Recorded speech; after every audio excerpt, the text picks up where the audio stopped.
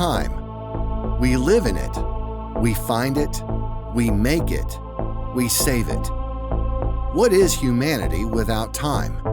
Nothing but a configuration of particles. Time is a fundamental part of our reality. But what is it exactly? How is it created? What moves it along? Scientists have formulated theories that tie matter and physics together in a way that answers these questions abstractly. But other experts have different theories that are based on different evidence. Is it possible that these theories are true? Does time have other origins?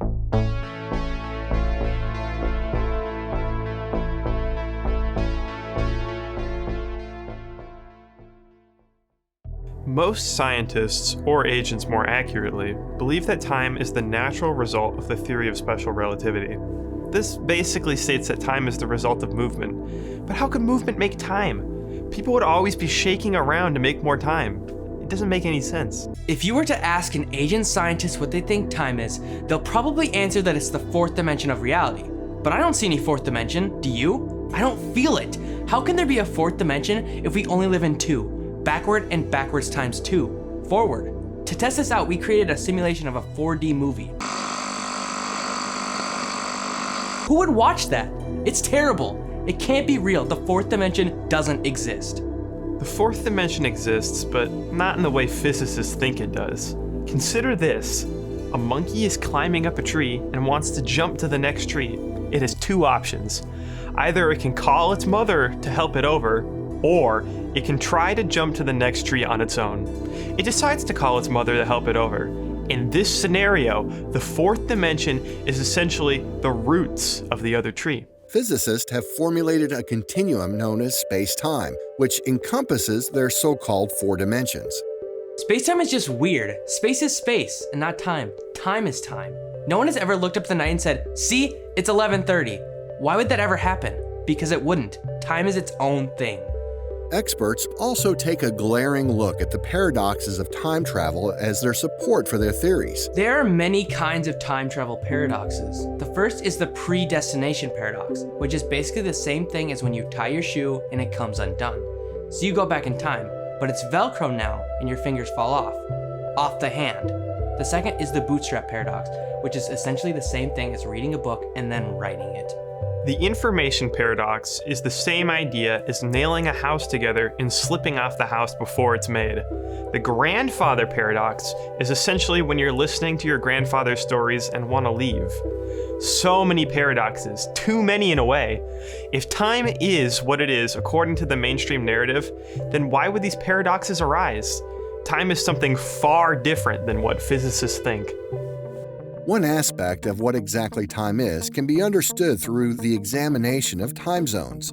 Time zones are leftover territories of ancient time civilizations, and in them and their history lie subtle clues from which experts can form their theories about the forces behind time. A long time ago, in a way, there were 24 time zones for each hour of the day, including the time zone owned by the Carno, who we now know as the Mayans, and the Carno-U, now known as the Corner People, who originated in a southern area of a continent that has since split into the continents of Europe and Russia. There was a time war called the Great Time War that started in 1405 AD between all 24 in a free-for-all scenario. The Mayans and the Corner People formed a solid alliance, and together they figured out guerrilla tactics, fire, and nuclear secrets. So they were the last two standing, or remaining in other words, by 1410. They were so powerful, it was just crazy. But then the Mayans betrayed and destroyed the Corner People by 1521, using the encircling technique, in which they ran in circles and moved inward, forming a smaller circle. This smaller circle eventually got so tiny, so teeny, that it destroyed the Corner People. Although the Mayans won the Great Time War, they were not given full control of what they fought for, which was time as a whole. A more powerful force held them back. A force called Igmocralium. Igmocralium, or Igmo for short, is an agathocacological force that is trying to reverse the universe back to nothing, a process called ultimus antithesis.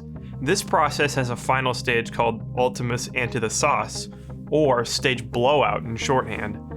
This stage was originally set to initiate in 2012, as communicated through the winners of the Great Time War, the Carno, or the Mayans, depending on your maturity. Why 2012? If you subtract 2000, the exact year the clocks tried to destroy us, and the number of universes in the world from 2012, you end up with 12, which is Igmo's way of aligning the universe's clock.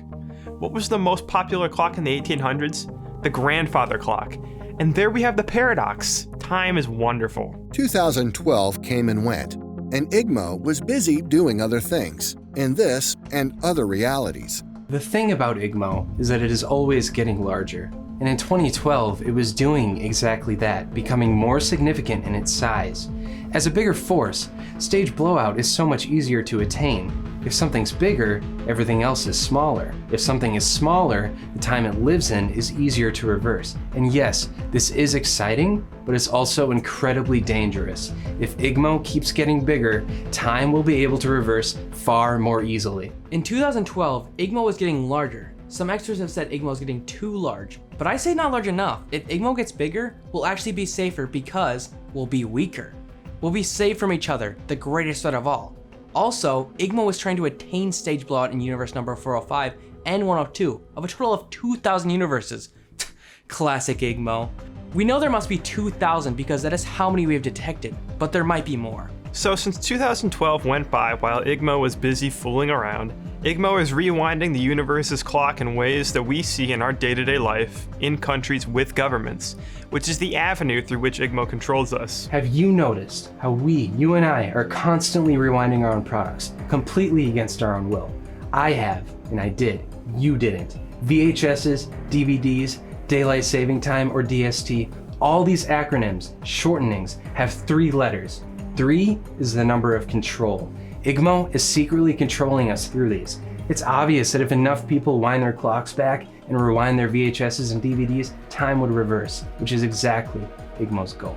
The other reason we know Daylight Saving Time specifically is a tool of Igmo's evil plan is that Daylight Saving Time is clearly done to impede the progress of humanity. It confuses us and makes us feel weird in the same way that clocks do. Everything to do with time has an evil aura. Just the other night, I decided to move my clock onto my nightstand rather than across the room, and all night I felt evil. I wanted to blow up my house with my whole family in it. What on earth is wrong with Igmo? The other strange remnant of Igmo acting upon our planet and ourselves are the time zones. Igmo wanted our idea or concept of time to confuse us, so it kept time zones around even after the Great Time War. It's so confusing for the average person, too confusing. No one can tell what time zone they're in except by really thinking about it, and we can thank Igmo for that nonsense. Time, of course, is a universal dynamic. In the natural situation, or Tormenwainen, the sun's rays are hitting all of the Earth all the time uniformly. The sun's rays wrap around the Earth due to the electromagnetic force of Earth's mantle, so night and day don't even naturally exist. Night is either an illusion that Igmo is laying upon our eyes, or Igmo is weakening Earth's electromagnetic pull. I've thought about it for years, and I'm still not sure. Either way, night is certainly a construct of Igmo to make us sleepy and less productive, contributing to Ultima's antithesis, eventually getting us to stage blowout when we finally reverse all the way to the year 2012. In 1915 AD, an Italian citizen named Ricardo Federico migrated from Italy to Slovenia to avoid military service like a ratty pansy little baby. He got an apartment that his mom was renting for him, and his first night alone he spent testing his ability to count backwards by holding a clock in his bathroom mirror.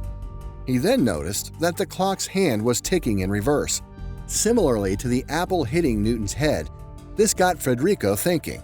Specifically, he thought, what if the universe is reversing in a process called Ultima's antithesis? So imagine this. You're an Italian immigrant living in Slovenia, and you want to confirm your theory that there is something that wants to reverse the universe back to nothingness.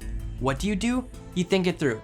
You come to the conclusion that you should visit the winners of the Great Time War, the Mayans. Federico needed money to buy a ticket for the transatlantic journey. Unfortunately, Federico already had a number of kids. Estimates vary, but I'm certain I know the number. Anyway, he owed many women child support, because love science guys. He realized that if he were to fake his own death, there would be no Federico to pay child support. So he would save thousands of dollars, disguise as his father, Federico called everyone to the town square and shot his twin brother. He took the identity of his twin brother, Punto Federico, and he used the money he saved to buy a one-way ticket to the Yucatan Peninsula in October of 1915. On the journey over, Federico was reported to be acting very erratically, screaming at the night sky in frustration, throwing clocks as high as he could. One night during the month-long trip, Federico realized the biggest piece of the puzzle that had been missing for so long. During one of his sessions, Federico was laughing triumphantly at the night sky when someone came up to him and tried to strike up a conversation. Federico was asked why he was going to the Yucatan Peninsula, and he got paranoid. Did this person know what Federico was up to? Maybe. He almost reached for his knife, but afraid Federico walked away like a scared cat, a real baby. As he was walking away, he thought he heard someone say Igmo. He turned back. "What did you just say?" he asked. "Igloo," the man responded, and then it hit him. Igmo was the driving force behind the Ultimus Antithesis. He knew it was what was behind the complete reversal of the universe. When Federico made it to the Mayan ruins, he ran into them. When he ran into them, he found a sign. He saw a huge engraving on a wall of two hands surrounding an upside-down hourglass. At that exact moment, he knew that everything he had come to believe, every theory he had come to form, was the unequivocal truth. The hands in the engraving were Igmos, and the upside-down hourglass represented Ultimus Antithesis. Since the Mayans won the Time War, they certainly knew the truth. In this moment, Federico was reportedly acting very strange and loud, much to the concern of the people who dwelled in the Yucatan Peninsula. But when he explained to them the pressing issue of Igmo, they understood. They went on to spread the word to the entire Western or Eastern hemisphere. Federico hitched a ride back to Slovenia. Back at home, still under his twin brother's identity, he began a movement that had support from around the world. He had stirred up a group of quiet Igmo defectors, creating the second largest social movement of the 20th century, right behind the coalition to end public executions. Specifically, these people knew that Igmo was trying to reverse the universe and wanted to stop it. The movement was gaining followers for years. Federico was a wonderful speaker. By May 10, 1916, it had reached up to 7 million members. The Igmo defectors were super popular, but they weren't the only ones. A bunch of Igmo supporters to fight the Igmo defectors were popping up like crazy. Whenever I get bored, I just think about that to keep my boredom better. They built up huge armies. I would have joined if I was alive then. The Igmo supporters geared up for war. Igmo defector spies among the Igmo supporters reported back to Federico the state of their army, which was a considerable force of well-trained men. Federico built up his army of Igmo defectors by volunteering everyone involved with his movement. The Igmo defector army grew in size through various techniques, including fundraising and pillaging. Then, with a large army, once a week, usually Tuesdays, but sometimes other days, such as Fridays, Federico would hold large rallies to show the people of Slovenia and the Igmo supporters what they would be up against if they tried to fight them. Federico usually got fairly excited at these rallies, as I can understand, and he would sometimes wield a gun himself and shoot into the sky, or worse.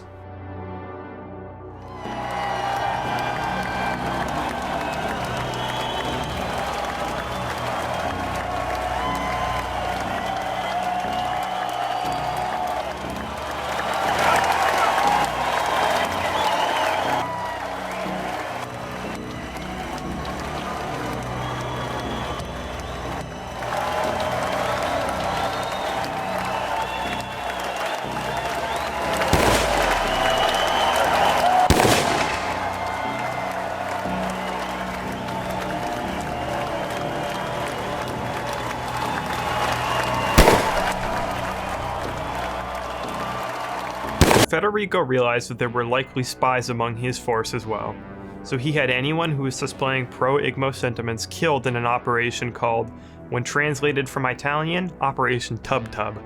Many Igmo supporter spies hid their ideology quite well and were able to report the situation back to their leader, Benito Mussolini. Mussolini took Operation Tub Tub as a de facto declaration of war and invaded the Igmo defectors in, or at least around, Maribor, Slovenia on June 18, 1916. Both sides fought bravely, but neither won the battle. By June 19th, the next day, the Igmo defectors looked for Federico to console their leader, but they couldn't find him. Overnight, Federico had disappeared. Without their leader, the Igmo defectors didn't care about the movement anymore, and the Igmo supporters dissolved soon after due to many factors, including boredom. The official narrative is that he was killed by his wife, a Polish watchmaker, because he hated his birthday gift, which was a watch that she made him. Most conspiracy theorists believe that the FBI had him get dead because he was a threat to the stability of the world. But I happen to know Igmo was behind the assassination. Its resentment towards Federico was growing, and it felt it had to take control.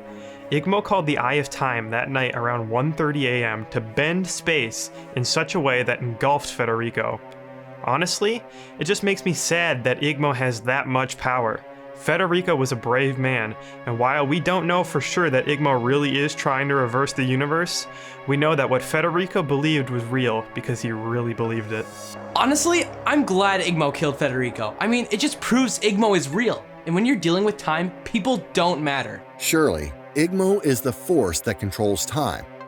But what is time, really? The thing about time is that it doesn't pass without clocks. In the same way that Igmo's attempt to reverse time for Stage Blowout is getting us to reverse our clocks, VHSs, and DVDs, clocks moving forward propels time forward. Honestly, whenever I think about time, I just get confused. It's such a complicated thing, but I know one thing. Time has existed forever. Time hasn't existed forever. In fact, as soon as clocks were first created in the year 1500 BC, time was lifted from the shadows and brought into the light. Not physically, of course, and was allowed to finally begin. Before the creation of clocks, there was the very timeless period that lasted many years. This timeless period was a strange time. No one could do anything. Not that they wanted to anyway. Desires didn't exist. People didn't grow. They were so small. You're probably wondering who would have been the first person to make these clocks and how they would do it anyway. Well, that has nothing to do with it, and I don't even know. If you know anything about this part of history, call this number and give us some information. Every moment that passes by can be thought of as a state of the universe. As time passes, each state becomes the next, yet it is still unique. This adjacence of similarity can be conceived as all objects being at every vertical position in the universe, while heading in only one direction, while heading in every direction simultaneously. All events have already happened and all things exist already, but some have yet to come into existence in the past and the present, but not the future. Every single minute consists of infinite adjacent events down to the moment. Our perception of the reality beyond our reality is very limited, and time being perceived as one aspect of reality is wrong in every sense except what's real. If we accept what's real, we are living in accordance with being, and being is time. Time is the difference between what is, what isn't, and what could be. As we see one thing specifically, we fundamentally aren't seeing everything else. Yet, as we look at that thing, we see what it could be, but that doesn't exist. Stories are always told as if they have happened, are happening, or will happen, but those are all the same things. These stories of humanity open up the fractals of the universe in which all of reality is, where we are, where time is, existing within one dimension. We are like a mouse to a human as a human is to space. Igmo is coming for us, and we must establish our place in the universe as knowledgeable beings. And as the universe shows itself to us in the form of Igmo and its tool of time, we can fight back. We must keep our clocks moving forward. In that, we are showing what we are, who we are, as the fighters of Igmo. The evil that is behind all forces of all aspects of life must be shown. We will show the truth. And even though it may be scary, we hold the truth in our hands, and we must allow it to come to the light. Igmo is planning to take our fabric of reality and rip it to shreds. If we don't do something, we will be lost to time. Time isn't what we've been led to believe it is. Poor souls like Ricardo Federico died believing, but the truth didn't die with him. If we don't accept the truth, Igmo will take everything we have. Will that be our fate, or will the future be in our hands? Is time our master, or are we going to persevere through this critical time and be the ones in charge of our destiny?